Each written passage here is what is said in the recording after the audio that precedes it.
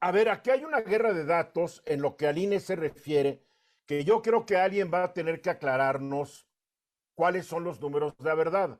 Tal vez lo tenga que aclarar la Suprema Corte de Justicia de la Nación. No olvidemos que ya entró en vigor la reforma electoral, la llamada Plan B, que implicó la modificación, la reforma de varias leyes y la expedición de una ley nueva. Entonces, algo que no me queda claro es lo siguiente. El secretario de Gobernación, Adán Augusto López Hernández, dijo esta mañana que van a ser unos 1,264 trabajadores del INE que serán despedidos. Y él dijo, en el caso de los que formen parte del servicio profesional de carrera, la ley obliga a que sean reubicados en otras áreas del propio instituto. Las direcciones que, por ejemplo, ahora se compactan en 7 y antes eran 16.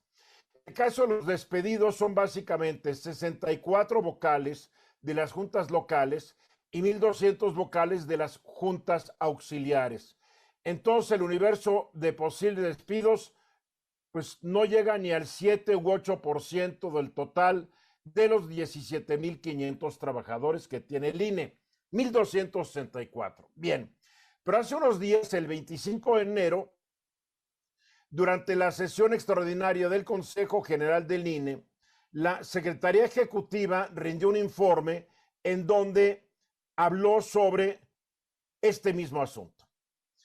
La Secretaría Ejecutiva estimó que la fusión de oficinas en sus órganos centrales implicará el recorte de 413 funcionarios, más 358 de las juntas locales ejecutivas y 5,080 de las oficinas distritales.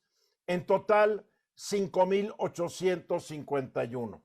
Entonces, aquí tenemos dos versiones pues que discrepan, pero por un 400% de los números. El secretario de Gobernación dice 1,264 y no tenemos por qué no creerle. El INE dice 5,851 y no tenemos por no creerle, o tal vez no tenemos por qué creerle a ninguno. Entonces, esta es la información que generalmente causa una gran confusión.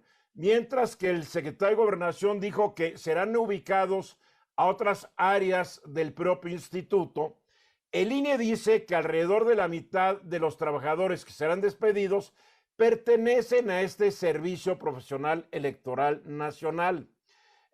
No hay dónde ponerlos porque ni modo que no, estén ahí sin hacer nada. Entonces aquí tenemos un gran problema que obviamente alguien va a tener que aclararnos cuál es el número exacto de gente que será despedida. Para muchos este tal vez sea un problema, un asunto intrascendente, pero estamos hablando de miles de personas que se van a quedar sin trabajo. Muchos de ellos perfectamente capacitados para realizar una labor dentro del INE y no dentro de ningún otro lugar. O sea, esto puede ser un verdadero drama humano para los despedidos y sus familias. Venus. Sí, evidentemente no pueden estar los dos en lo correcto. Alguien está alejado de la verdad. No me atrevo a decir quién, pero es mi opinión. Me voy más por la opinión técnica del INE, porque ellos son los que tienen todos los elementos. No estoy descalificando Oye, al o sea secretario que de tú crees, Gobernación. a ver, No, Venus, ¿tú qué crees? ¿Que la Secretaría de Gobernación no tiene sí, no, información? también, pero en este caso, sin atreverme a descalificar a ninguno de los dos, mi opinión, repito, es que me iría con la opinión más técnica y especializada del propio INE. Y aun cuando fuera Como hemos 1,200, dicho en este programa, tienes derecho a tu opinión, pero no a tus datos. Entonces, tú quieres irte por la opinión del INE porque estás, obviamente, sesgado a favor del INE, no nos hagamos tontos. no, Eduardo. Yo no sé cuál es el dato. No voy a ni opinar cuál creo que es el correcto, porque no tengo elementos de juicio para poder hacerlo. Y vaya que bien informe que presentó la Secretaría Ejecutiva del Consejo General, y es muy confuso lo que lees, y hasta Sí, el final ves una tabla, etcétera, etcétera. Mónica. Creo que aquí lo importante son dos cosas, que se está desperdiciando a personal ya entrenado y capacitado para una tarea muy concreta, muy especializada y se van a necesitar. Y lo que sigue es que cualquiera que sea el dato, hay que multiplicarlo por 5, porque son familias las que se van a quedar sin pues el ingreso de uno o el principal de los proveedores, ¿no? Entonces creo que... Estás hablando del jefe de familia y 3 dependientes. Sí, 3 dependientes o hasta 4, no lo sé, pero impacta en el empleo y sobre todo es una pena desperdiciar el talento y el conocimiento. Bernardino. Sí, Eduardo, es que el Instituto Nacional Electoral está estructurado con 2 áreas, una la que es administrativa, los que no son del servicio profesional de carrera, y otros los que son del servicio profesional de carrera, que tienen obviamente una capacitación, no solamente en este consejo, sino de hace años atrás.